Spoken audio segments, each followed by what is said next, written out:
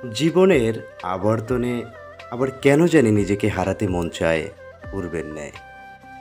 বলতে পারেন এটা মানুষের জন্মগত স্বভাব। আর হয়তো এজন্য এই কথাটি বলেছিলেন, খাজলাত যায় না ধুলে আর স্বভাব যায় না মূলে। কথাটি একেবারেই ভিত্তিহীন নয়। কেউ তার মন্দ কাজের কর্মফল থেকে বেরিয়ে আসার জন্য যতই চেষ্টা করুক না কেন, সেই পূর্বের মায়াজাল তাকে হাতছানি দিয়েই ডাকতে থাকে। হাতের নাগালের কাছে যদি কারো ভালো লাগার বস্তু হাতছানি দিয়ে ডাকতে থাকে, তবে বোধহয় সেটা সে কখনোই হারাতে চাইবে না। আর সেই আকাঙ্ক্ষা হতেই শুরু হয় তাদের পথ চলা। কারো সাথে একই পথে যতটা পথ অতিক্রম করা যায়, ঠিক ততটাই সেই মানুষটার গভীরে হারাতে হয়। সেই মায়াজালে আটকে আমরা আবার হারিয়ে যাই সেই বিবেকহীন জগতে, যেই জগতে বিবেকের কোনো স্থান নেই। বিবেক প্রতিটি মুহূর্তই নিজেকে ধরে রাখার আপ্রাণ চেষ্টা করে, কিন্তু আগেই তো বলেছি, মায়াজাল এক মাতাল জগতের নাম। মানুষ নেশা করলে যেমন নিজেকে হারিয়ে ফেলে, নিজের বর্তমানকে ভুলে যায়, ঠিক তেমনি অনেকেই নিজেকে নেশার মধ্যে হারিয়ে ফেলে। আর সেই মায়াজালে জড়ানোর ফলে সে তার অনেক কাছের মানুষদের অনেক দূরে চলে যায়।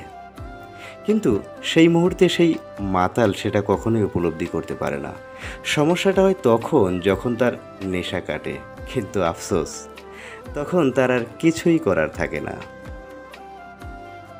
নারী এক অদ্ভুত মায়া, আর এজন্যই হয়তো তাদের মায়াবতীও বলা হয়ে থাকে।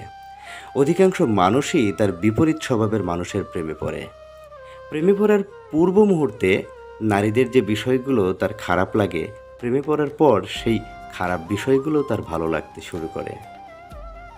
যখন একজন নারী ও একজন পুরুষ কারোর প্রতি আকৃষ্ট হয়, তখন ওই মানুষটার যদি 10টা গুণ থাকে, তাহলে সেই 10টা গুণ দেখে সে তার প্রতি আকৃষ্ট হয় না, হয় একটি গুণ দেখে। আর সেই একটি গুণের মায়াজালেই তার যদি 100টা দোষও থাকে, তখন সেই 100টা দোষও তার কাছে তুচ্ছ মনে হয়। আর সেখান থেকেই তাদের পথটা অনেক দীর্ঘ হতে থাকে। আর পথ যত দীর্ঘ হয়, সম্পর্কের গভীরতাও ততটা বাড়তে থাকে। আর সেখান হতেই শুরু হয় তাদের অধঃপতনের পালা। জীবনের সবচাইতে প্রিয় বস্তুটাকে তারা হারিয়ে ফেলে। ক্রমেই সে তার মানুষগুলোর চোখেও অপ্রিয় হতে থাকে। কিন্তু অপ্রিয় হবার জন্য কি সেই মানুষটা একাই দায়ী? উত্তরটা আমার জানা নেই। জানা থাকলে জানাবেন প্লিজ। যদিও হয়তোবা সেই মানুষটা একা দায়ী নয়, কিন্তু দায়ভারটা তার নিজেরই বহন করতে হয়। একটা অপরাধ দুজন করে একজন সাজা পেলে যেমনটা হয়, ঠিক তেমনটি। তাহলে তার আফসোসটা কতখানি। কিন্তু তখন সেই কেউ সেটা জানার অবকাশ রাখে না। আর এভাবেই মায়াজালে বাধা পড়ে নিজের মধ্যে বন্দী হয়ে থাকতে হয় আমৃত্যু পর্যন্ত। তো ভিউয়ার্স, অনেক কথাই হলো। আসলে আজকে অদ্ভুত একটা রাস্তা দিয়ে যাচ্ছি।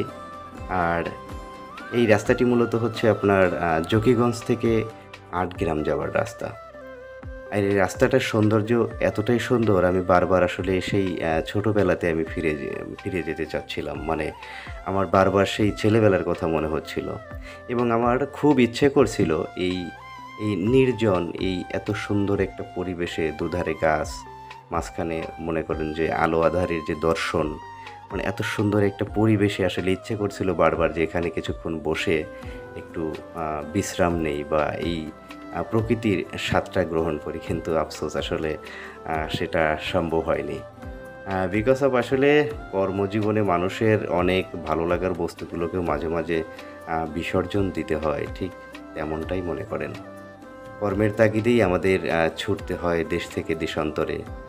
আমরা ছুটে বেড়াই শুধুমাত্র কর্মের সন্ধানে। আর এই কর্মই হচ্ছে মানুষের আসল পরিচয় বহন করে।